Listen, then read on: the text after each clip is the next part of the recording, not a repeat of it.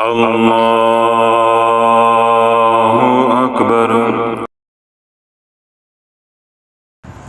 अल्लाहुम्मा सल्लि अला सय्यिदना मुहम्मदिन व अला आलि सय्यिदना मुहम्मदिन व बारिक वसल्लिम। पिछले दिनों मैंने नमाज के हवाले से एक मसला बयान किया। अल्हम्दुलिल्लाह 3 दिन 4 दिन के अंदर लाखों लोगों ने उसको सुना और अल्हम्दुलिल्लाह हज़ारों लोगों की इस्लाह हुई जो वो गलती के मुर्तकब हो रहे थे।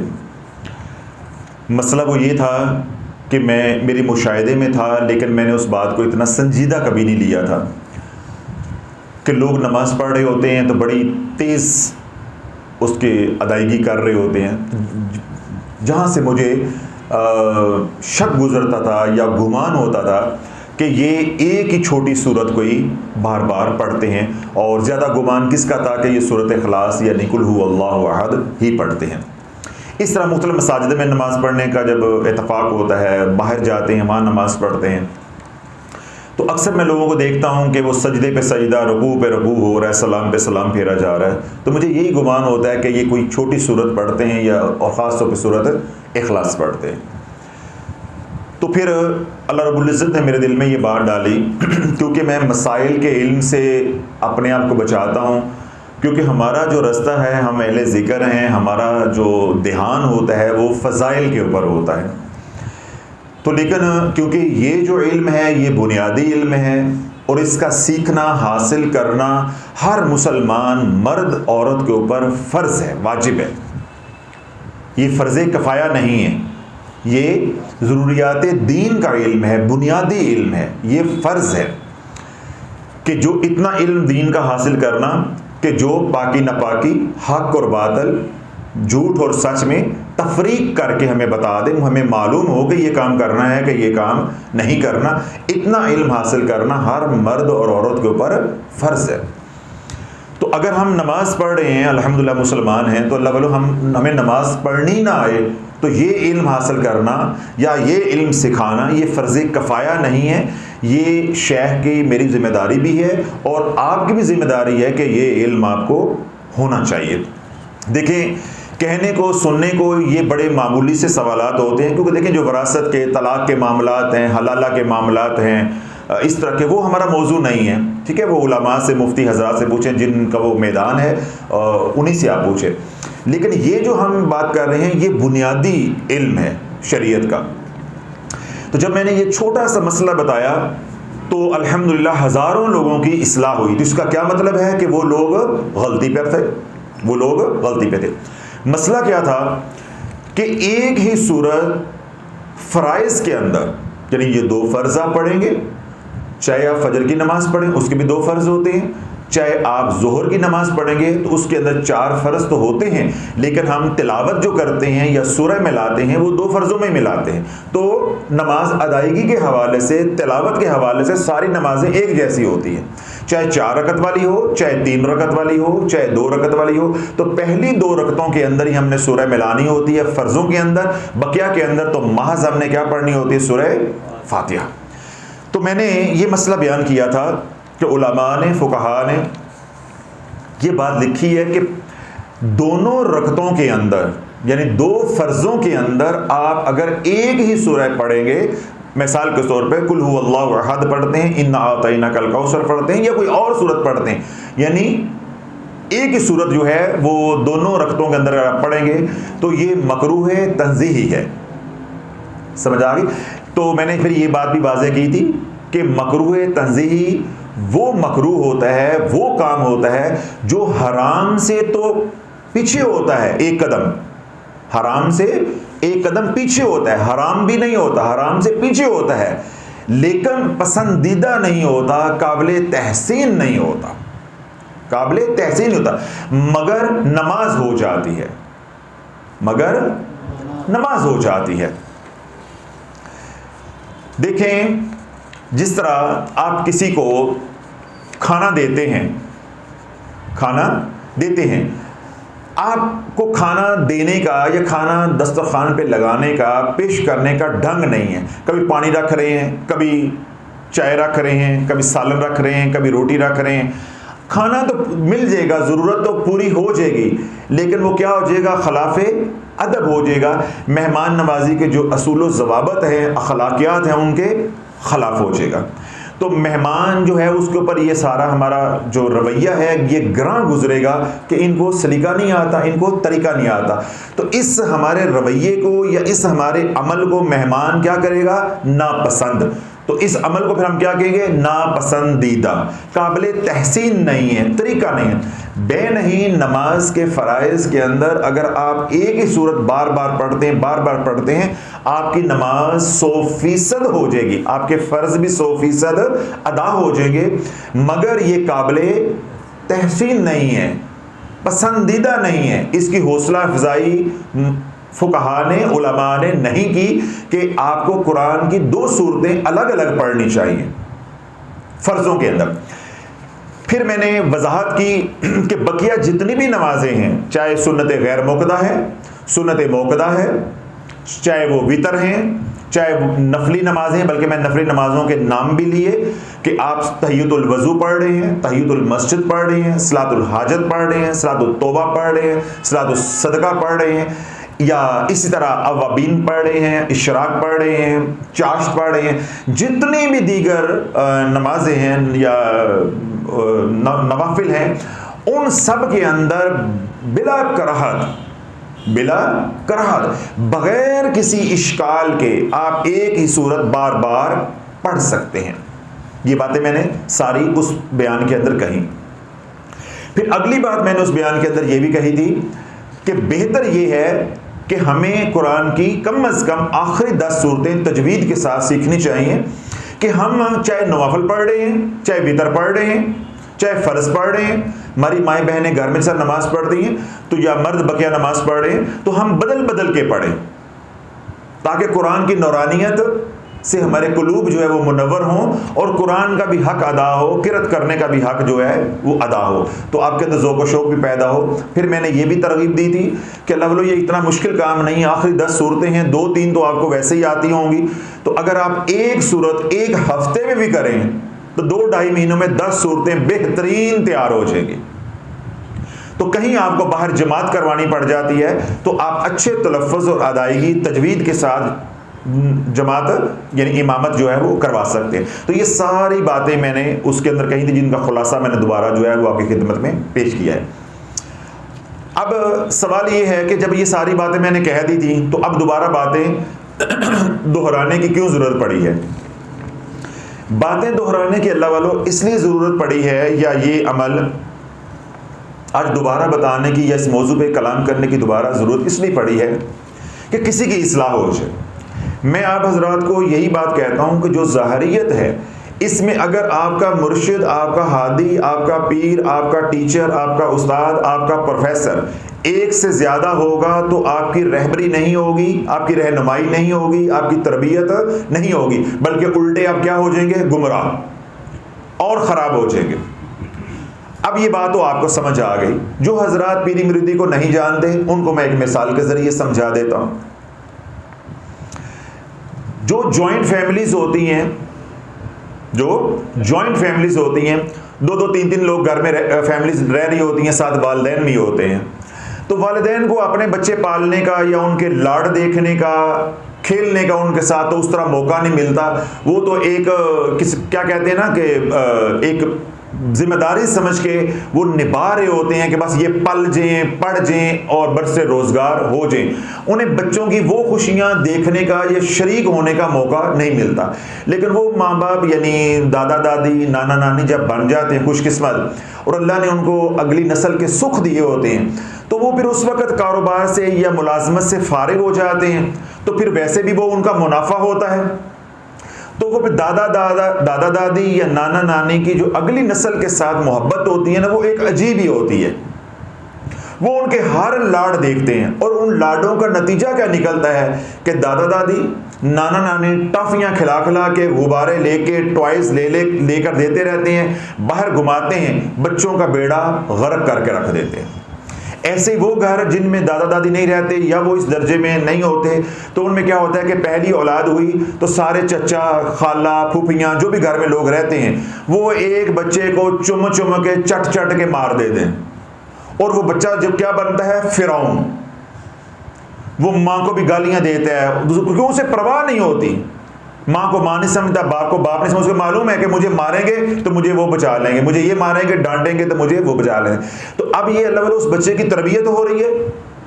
उन लाड प्यार ने उस बच्चे को क्या कर दिया है, बिगाड़ दिया है, बर्बाद कर दिया। बे नहीं, जब आप सोशल मीडिया पे एक से ज्यादा चैनल्स के ऊपर रहेंगे, उनको सब्सक्राइब करेंगे, उनके फॉलोअर्स रहेंगे, उनको सुनते रहेंगे, सारी जिंदगी आपके इश्काल खत्म नहीं होंगे। अब मैंने एक मेहनत की, एक सही की, एक कोशिश की कि लोगों की इस्लाह हो जाए। जिस तरह मैंने बताया कि 3 दिन के अंदर लाखों लोगों ने उस बयान को सुना, अल्हम्दुलिल्लाह हज़ारों लोगों की इस्लाह हुई, सैकड़ों लोगों के फीडबैक के हमें मैसेजेस आए जिससे हमें राहत मिली, खुशी मिली कि अल्हम्दुलिल्लाह अल्लाह ने हमें उनकी हदायत का ज़रिया बनाया।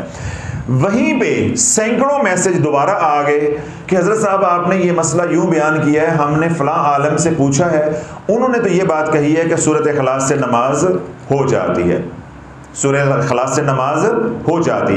अब मैं अपना ये बयान यहीं पे रोकता हूँ, इसको रिवर्स करके सुनो। मैंने कितनी बार कहा कि नमाज हो जाती है? मैं तो कितनी बार आज भी दोहरा चुका हूं कि नमाज हो जाती है। आप एक ही सूरत बार बार पढ़ेंगे, लेकिन ये अमल काबिल तहसीन नहीं है, ये अमल पसंदीदा नहीं है कि फ़राइज़ के अंदर, फ़र्ज़ों के अंदर, दोनों रकतों के अंदर आप एक ही सूरह मुबारका को बार बार पढ़ें। मैं कब कह रहा हूं कि नमाज नहीं होती? तो जब अल्लाह वालों आप बात पूरी नहीं सुनेंगे, फिर दूसरे चैनल्स पे जाएंगे तो अल्लाह वालों ये फिर एक बयान 15-15 बार भी करूंगा तो उसका नफ़ा नहीं होगा। ये इश्काल आपको आकर ही रहेगा। अल्हम्दुलिल्लाह जब से मैं नमाज पढ़ना शुरू हुआ, यानी नमाज वालिदैन ने लगाया नमाज पे, तो मुझे याद पड़ता है कि हमारे जो इमाम मस्जिद थे गालिबन मौलाना अल्ताफ़ साहब, वो दर्स दे रहे थे। तो हम उससे छोटे छोटे रहते थे। तो एतकाफ़ मैंने 3 दिन का मस्जिद में किया। उस वक्त मैं 8वीं 9वीं क्लास में से होता। तो वो हम बच्चे थे उस वक्त, पीछे बैठ गए। तो उन्होंने सूरत इखलास के बारे में बताया, यानी सूरत इखलास की फजीलत, उसके फ़ज़ाइल बयान किया। मुझे याद पड़ता है, अल्लाह रब्बुल इज़्ज़त को कमी पेशी माफ़ फरमाए, वो दिन है और आज का दिन है कि जब भी मैं बकिया नमाज पढ़ूँ, यानी फ़र्ज़ इमामत करवा दी, आप लोगों को नमाज पढ़ा दी, जब बकिया नमाज पढ़ूँ या घर में बकिया नमाज पढ़ूँ, तो मैं तमाम रकतों के अंदर एक सूरत जो पढ़नी होती पढ़ के हर रकत के अंदर सूरत इखलास पढ़ता हूँ। मिसाल के तौर पे कि पहली रकत मैंने 2 सुन्नतें पढ़ी, तो मैंने पहली रकत के अंदर सूरत अलम नशरा पढ़ ली, तो उसके साथ सूरत इखलास भी पढ़नी है। दूसरी रकत के अंदर मैंने सूरत फ़ील पढ़ ली, उसके साथ भी मैंने सूरत इखलास पढ़नी है। यानी ये मेरी तरतीब सारी ज़िंदगी की चली आ रही है। तो मैं तो खुद पढ़ रहा हूं, तो मैं किसी को क्या रोकूंगा? मैं तो खुद पढ़ रहा हूं तो मैं किसी को क्या रोकूंगा? हाँ, मैंने जो रोका है या इल्तजा की है, दरख्वास्त की है, वो फुकहा का जो मसला है वो आप तक पहुंचाया है कि ये मकरूह तंज़ीही है, ये काबिल तहसीन अमल नहीं है, पसंदीदा अमल नहीं है। फ़र्ज़ों के दरमियान में आप इस तरह का काम नहीं करें कि एक बार सूरत अलम नशरा पढ़ी, फिर दोबारा सूरत अलम नशरा पढ़ ली, एक मरतबा कुल हुवल्लाहु अहद पढ़ी, फिर दोबारा कुल हुवल्लाहु अहद पढ़ ली। ऐसे नहीं करें।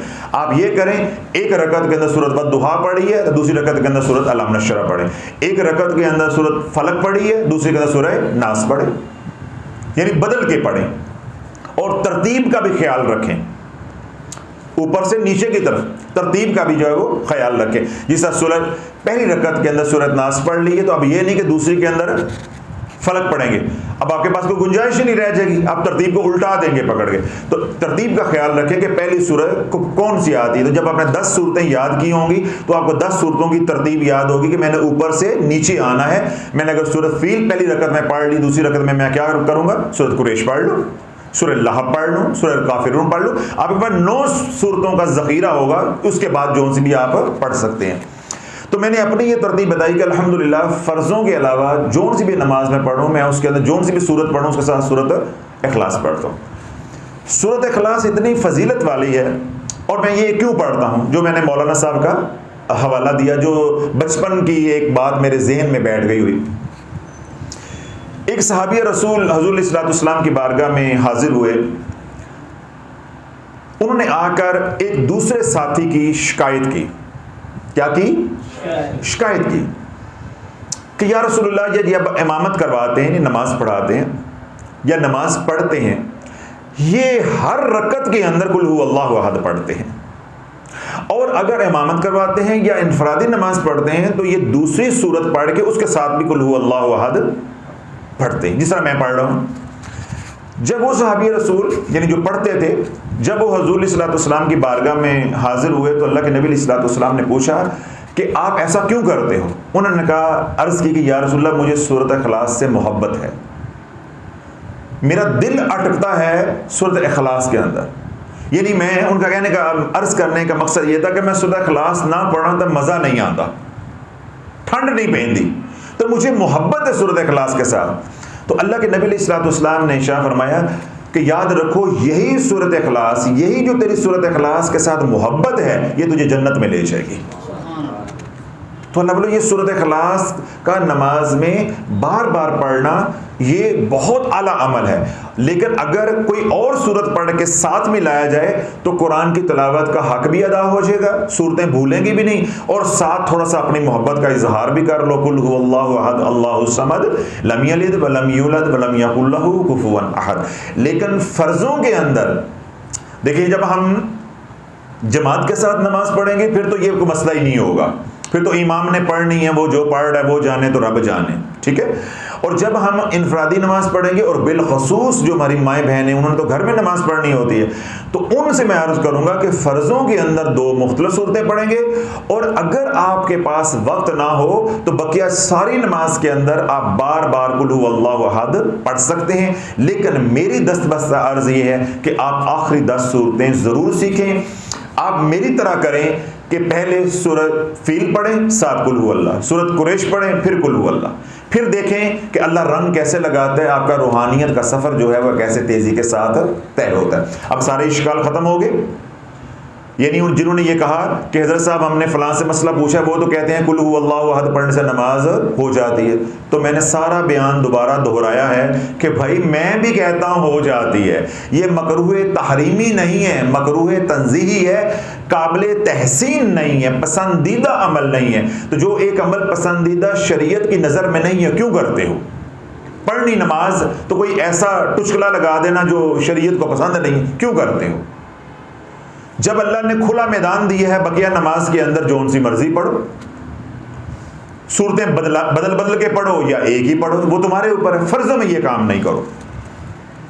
नमाज को जितना खूबसूरत बनाओगे, कुरान पढ़ते हुए जितनी अपनी आवाज़ को, तलफ़्फ़ुज़ को खूबसूरत बनाओगे, ये हर चीज़ इबादत के अंदर शामिल है। जितना वज़ू अच्छा करोगे, अरकान अच्छे तरीके के साथ अदा करोगे, अल्फाज अच्छे तरीके के साथ अदा करोगे, ठहर ठहर के सुकून के साथ नमाज पढ़ोगे, ये सारी बातें इबादत के अंदर शामिल हैं। तो हम फ़र्ज़ों के अंदर कोई ऐसा काम कर लें जो मकरूह तंज़ीही है, तो हमें ये टुच लगाने की क्या ज़रूरत पड़ी हुई है? क्या ज़रूरत पड़ी हुई है? अगर करना ही है, वक्त ही बचाना है, तो भाई एक रकत के अंदर सूरह असर पढ़ लो और एक रकत के अंदर सूरह कौसर पढ़ लो। सूरह इखलास कुल हु अल्लाहु अहद की तो 4 आयतें हैं, मैं 3 वाली बता रहा हूं। मैं कितनी वाली बता रहा हूं? 3 वाली बता रहा हूं। आप सूरह कौसर पढ़ लो, फिर दोबारा ऊपर जाकर जो है वो सूरह, पहले असर पढ़ लो फिर सूरह कौसर पढ़ लो, टाइम भी बचाना है। या सूरह असर पढ़ लो और दूसरी रकत के अंदर सूरत इखलास पढ़ लो कुल हु अल्लाहु अहद, अगर टाइम ही बचाना है। तो बकिया नमाज के अंदर आपके पास मैदान खुला है, चाहे आप जो सी मर्जी सूरत बार बार पढ़ सकते। अल्लाह रब्बुल इज़्ज़त मुझे भी आपको भी अमल की समझ अता फरमाए।